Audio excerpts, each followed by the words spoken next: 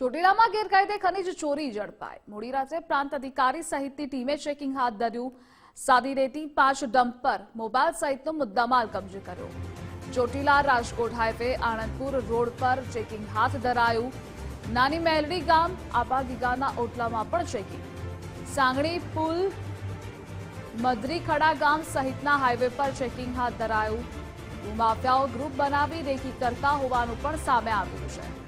ચોટીલા પ્રાંત અધિકારી HT મકવાણા સહિતની ટીમની આ કામગીરી।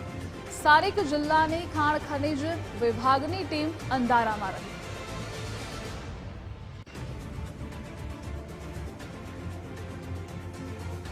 દરમિયાન જુદા જુદા કુલ 5 ટ્રક જે અનધિકૃત ખનીજનું વહન કરતા હતા। તમામ જે ટ્રક છે એ ટ્રક પાસે કોઈ પણ પ્રકારની રોયલ્ટી પાસ રજૂ કરેલ નથી। સાથે સાથે તમામ ટ્રક ડમ્પર છે ઓવરલેડ છે। આમ તમામ 5 ટ્રકનો મુદ્દામાલ 1,20,85,444 રૂપિયા થાય છે।